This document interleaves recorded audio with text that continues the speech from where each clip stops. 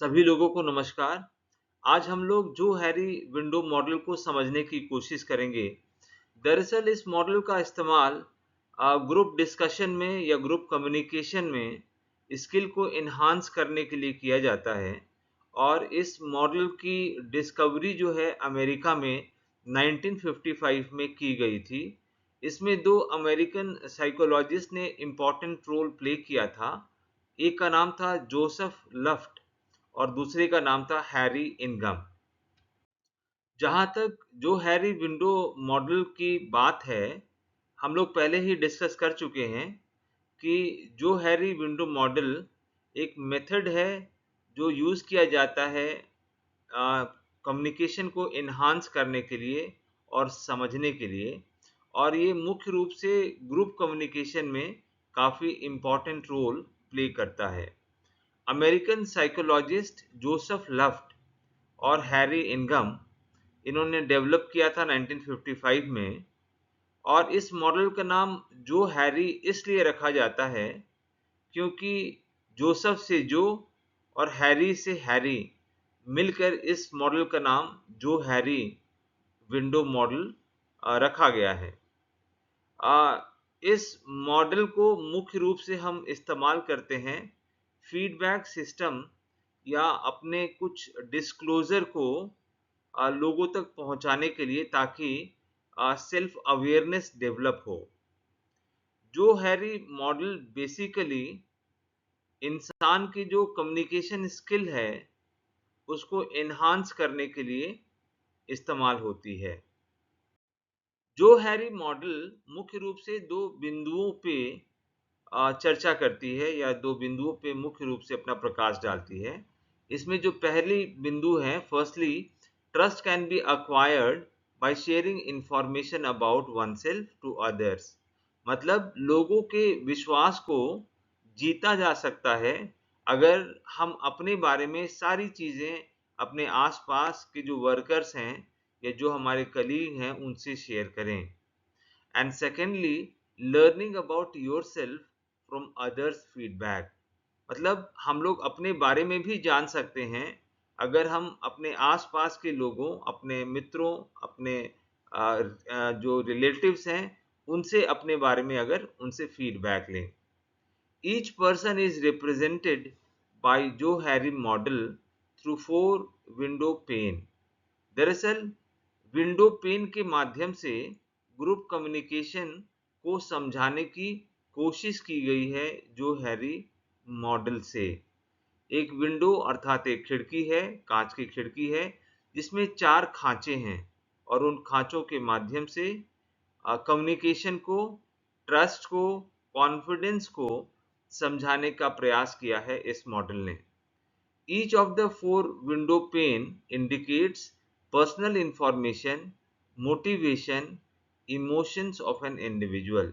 तो वो जो खिड़की के जो 4 पेन हैं, 4 खांचे हैं, वो दरअसल हमारे पर्सनल इंफॉर्मेशन, मोटिवेशन और इमोशंस को इंगित करते हैं। जो हैरी मॉडल मुख्य रूप से इन बिंदुओं पे प्रकाश डालती है। Self awareness, personal development, improving communication, interpersonal relationship मतलब आपस में, ग्रुप में हर व्यक्ति के आपस के संबंध, group dynamics, team development and inter group relationships, self disclosure. तो जो हैरी मॉडल का मुख्य रूप से इन्हीं बिंदुओं को प्रस्तुत करना और इनमें सामंजस्य स्थापित करने की ओर ये बात करता है। देखिए, ये है हमारा जो हैरी विंडो मॉडल। इसमें अगर आप देखेंगे तो ये 4 प्रकार के जो हमारे विंडो पेन हैं, जिसमें पहला है ओपन, दूसरा है ब्लाइंड स्पॉट, तीसरा है हिडन और चौथा है अननोन। और इसमें भी अगर देखेंगे तो एक तरफ है नोन टू सेल्फ, मतलब कुछ चीज़ें जो हमें पता है अपने बारे में, और दूसरा है नॉट नोन टू सेल्फ, मतलब कुछ चीज़ें हमें अपने बारे में भी नहीं पता रहती हैं। इसी प्रकार से अगर यहाँ देखेंगे तो नोन टू अदर्स, मतलब हमारे बारे में कुछ जानकारियां औरों को पता होती है। और फिर नीचे देखेंगे तो नॉट नोन टू अदर्स, मतलब हमारे बारे में बहुत सारी जानकारियां औरों को भी पता नहीं रहती। अगर हम इसको एनालाइज करने की कोशिश करेंगे तो ये जो ओपन वाला एरिया है, ये वो एरिया है जिसके बारे में हमें भी जानकारी है और लोगों को भी जानकारी है। अगर हम ब्लाइंड स्पॉट की बात करेंगे तो ब्लाइंड स्पॉट में वो सारी जानकारियां होती हैं जिनके बारे में लोगों को तो पता है, लेकिन शायद हम लोग उस पे हमें खुद अपने बारे में जानकारी नहीं होती है। इसी प्रकार से कुछ हिडन टैलेंट्स होते हैं या हिडन जानकारियां होती हैं जिनके बारे में हमें पता होता है, लेकिन लोगों को उसके बारे में जानकारी नहीं होती है। और अंत में कुछ जानकारियां ऐसी होती हैं जिसके बारे में ना हमें पता होता है और ना ही लोगों को इसके बारे में कोई जानकारी होती है। जैसा कि मैंने आपको बताया कि पहला एरिया ओपन एरिया होता है। ओपन एरिया मतलब वो एरिया जिसके बारे में सभी को पता होता है, हमें भी पता होता है और हमारे बारे में औरों को भी जानकारी होती है। जैसे दिस पेन रिप्रेजेंट्स क्वालिटीज, कि हमारी जो भी क्वालिटीज हैं या बिहेवियर, हम अच्छे हैं, बुरे हैं, जिस भी प्रकार के हैं, इसके बारे में हमें भी पता होता है और बाकी लोगों को भी पता होती है। And feelings that both you and others see clearly, जो हमारी फीलिंग्स होती हैं उसके बारे में हम भी जानते हैं और बाकी लोग भी जानते हैं। जैसे आई एम पंक्चुअल, मतलब मैं पंक्चुअल हूँ, मुझे भी पता है मैं पंक्चुअल हूँ और औरों को भी पता है कि मैं पंक्चुअल हूँ। इसी प्रकार से I speak clearly in the class, मैं क्लास में बहुत ही स्पष्ट रूप से अपनी बातों को रखता हूँ। ये मुझे भी पता है कि मैं अपनी बातों को स्पष्ट रूप से क्लास में रख पाता हूँ और क्लास में अन्य हमारे विद्यार्थियों को, अन्य हमारे सहयोगियों और सहपाठियों को भी पता है कि मैं अपनी बात को स्पष्ट रूप से क्लियर तरीके से क्लास में रखता हूँ। तो इस प्रकार से ये जो मेरा बिहेवियर है वो एक ओपन एरिया की श्रेणी में आता है। When this area is large, trust and teamwork are usually strong. तो सबसे इम्पोर्टेंट एरिया जो जो हैरी विंडो मॉडल का है वो है ओपन एरिया। ओपन एरिया जितना बड़ा होगा और टीम वर्क में हम उतना मजबूती से अपना योगदान कर पाएंगे।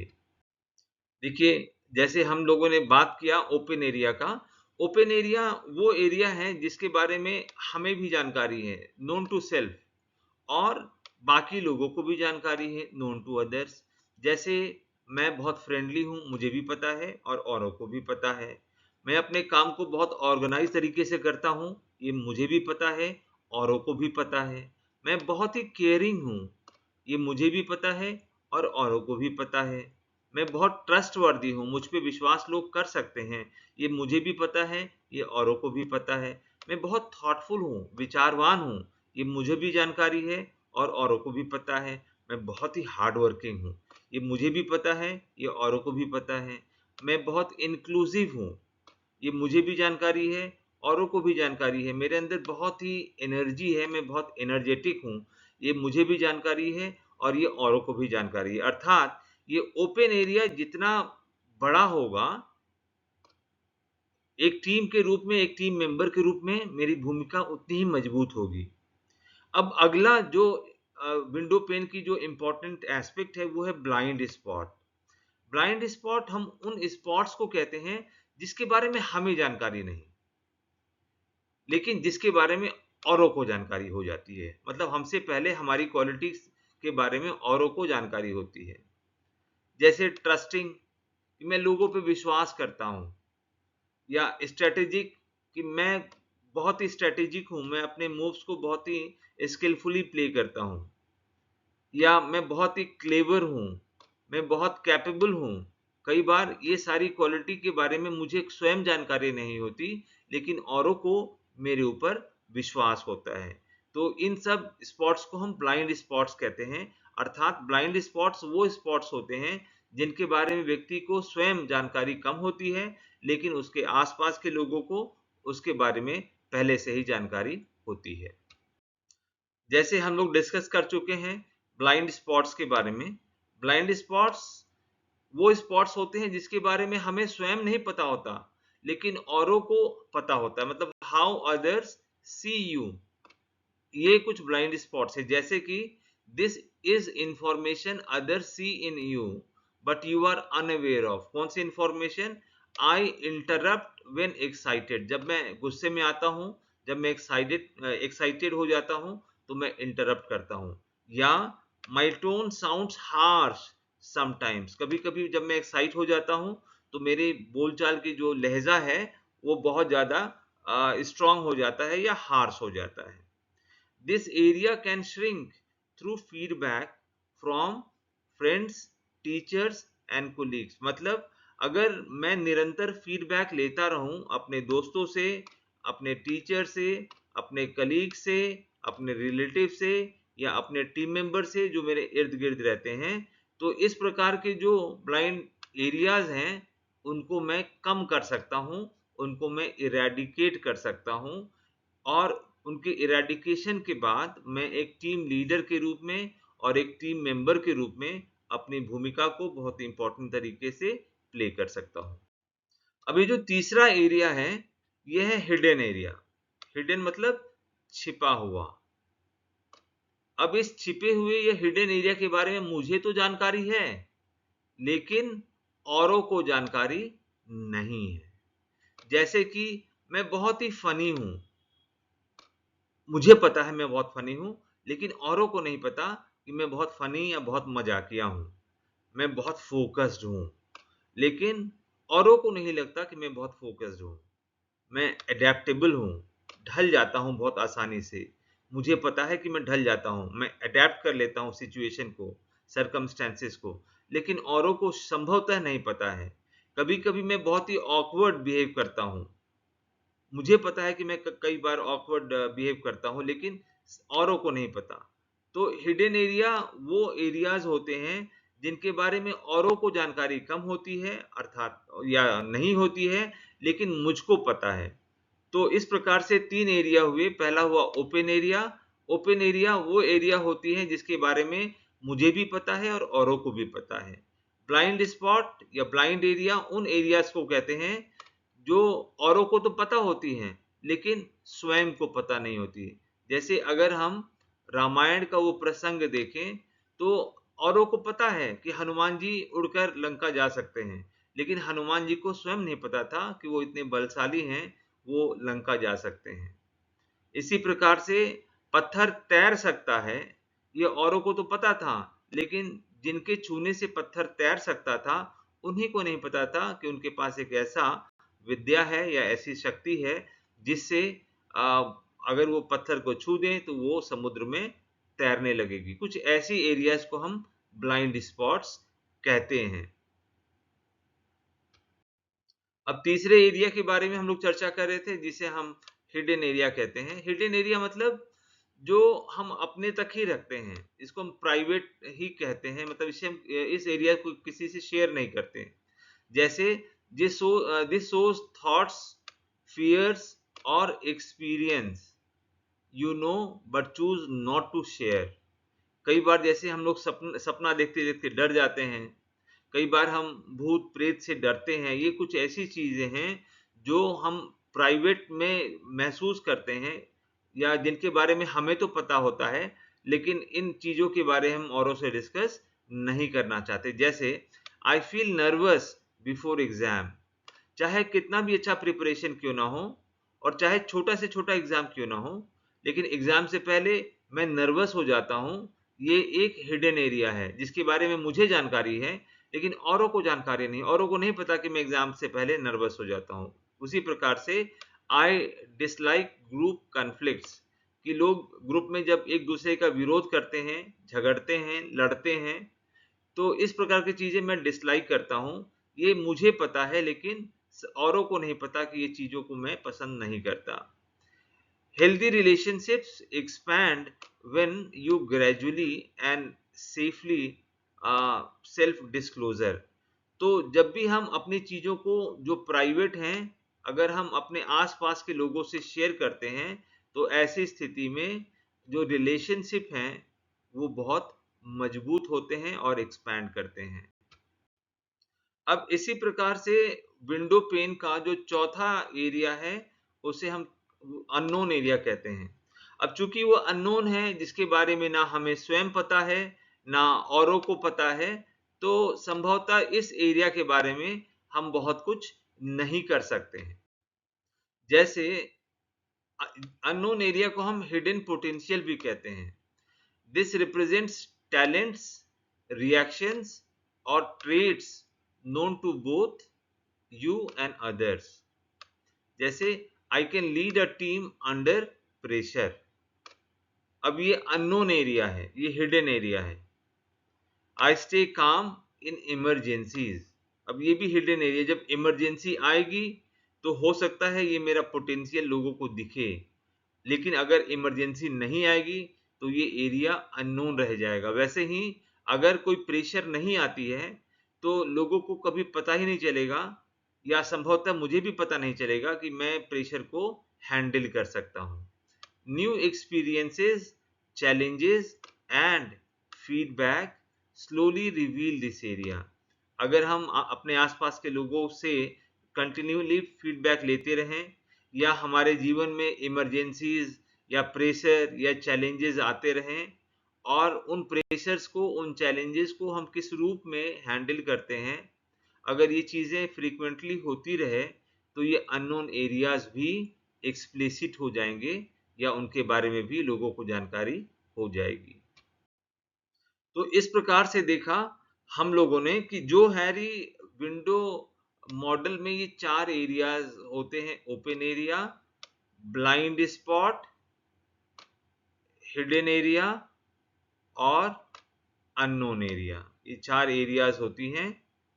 और जो हैरी विंडो मॉडल अमेरिका में कॉइन किया गया था, डिस्कवर किया गया था 1955 में, और ये ग्रुप कम्युनिकेशन को इन्हांस करने में बहुत ही इम्पोर्टेंट रोल प्ले करता है। अब प्रश्न ये है कि हम ओपन एरिया को किस प्रकार से एक्सपैंड कर सकते हैं। क्योंकि ओपन एरिया, जैसा कि हम लोगों ने डिस्कस किया, उन एरिया को कहते हैं जिसके बारे में हमें भी जानकारी है और औरों को भी जानकारी है। ओपन एरिया को हम बड़ा कर सकते हैं फीडबैक दे करके, और वो फीडबैक ऑनेस्ट हो और अनबायस्ड हो। फीडबैक हम देते हैं उन लोगों के लिए जो हमारे इर्द गिर्द काम करते हैं टीम के रूप में। और इसी प्रकार से हम अपने बारे में भी अपने आसपास के लोगों से, जो कुछ ट्रस्टेड लोग हैं, उनसे हम कंटिन्यूसली फीडबैक अपने बारे में ले सकते हैं। फिर शेयर एप्रोप्रिएट फीलिंग्स, कि जो हमारे आसपास के जो टीम के सदस्य हैं उनके बारे में हम एप्रोप्रिएट अनबायस्ड फीलिंग को शेयर करें। Reflect on your behaviour and emotions, जो भी हमारे इमोशंस हैं, जो भी हमारे बिहेवियर हैं, उनके बारे में हम चर्चा करें, उनके बारे में हम रिफ्लेक्ट करें। इस प्रकार से हम ओपन एरिया को एक्सपैंड कर सकते हैं। और ओपन एरिया बहुत ही एक सिग्निफिकेंट एरिया है ग्रुप कम्युनिकेशन को एनहांस करने के लिए। अब क्लासरूम के केस से हम समझने की कोशिश करते हैं कि कैसे ये open area, blind area, hidden area और अननोन एरिया क्लासरूम में हम एक स्टूडेंट के माध्यम से इसको समझने की कोशिश करते हैं। जैसे अगर हम इमेजिन करें किसी एक विद्यार्थी को जिसका नाम अमित है, तो ओपन एरिया उस अमित का क्या है? Teachers and classmates know he is sincere and punctual. Open area ये है कि अमित को भी पता है कि वो पंक्चुअल है और सिंसियर है, और टीचर्स को भी और बाकी क्लासमेट्स को भी पता है कि अमित बहुत ही सिंसियर और पंक्चुअल है। अब अमित का ब्लाइंड एरिया कौन सा होगा?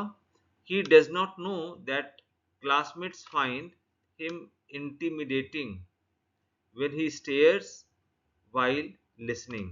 कभी कभी अमित का जो बिहेवियर बहुत ही हार्श हो जाता है और वो इंटिमिडेटिंग हो जाता है, वो लोगों को धमकाने लगता है, और अमित को नहीं पता कि उसके आसपास के जो विद्यार्थी हैं उसके बारे में कुछ ऐसी धारणा रखते हैं। अब हिडन एरिया क्या है अमित का? He feels anxious in presentations but hides it. कि कभी भी अगर प्रेजेंटेशन का समय आता है तो अमित बहुत ही एंग्शियस हो जाता है, बहुत ही परेशान हो जाता है। और अमित के बारे में अननोन एरिया क्या हो सकता है? He may have strong leadership skills he hasn't discovered yet. कि हो सकता है अमित के अंदर एक स्ट्रॉन्ग लीडरशिप स्किल हो, अमित जो है प्रेशर को हैंडल कर सकता हो, अमित ट्रॉमेटिक कंडीशन में बहुत ही मजबूत दिख सकता हो, लेकिन ये बात ना तो अमित को पता है और ना ही अमित के इर्द-गिर्द रहने वाले लोगों को या क्लासमेट को उसके बारे में जानकारी है।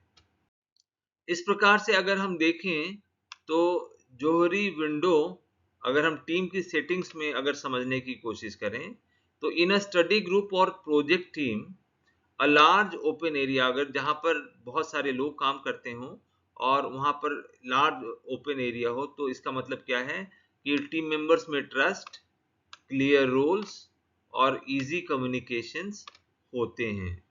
अगर किसी टीम में ब्लाइंड एरिया या फिर हिडन एरिया ज़्यादा है तो ऐसे टीम में क्या होगा, मिसअंडरस्टैंडिंग होगी, कन्फ्लिक्ट्स होंगे, फ्रस्ट्रेशन ज़्यादा होगा और यूजिंग जौहरी मॉडल मतलब अगर हम जौहरी मॉडल को यूज़ करें तो क्या होगा कि members shear strength and weaknesses की टीम के लोग आपस में अपने स्ट्रेंथ को और अपने वीकनेसेस को एक दूसरे से शेयर करेंगे।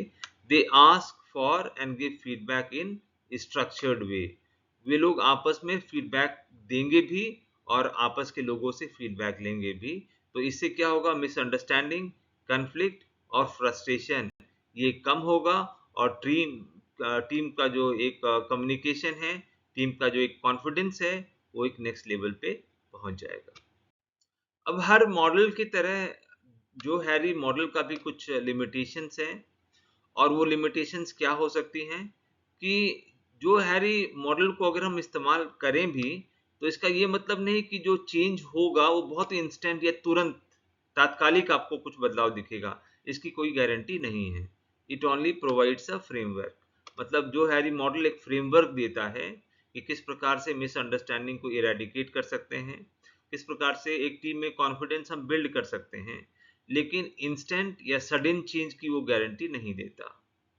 Pushing too much self disclosure और harsh feedback can damage trust.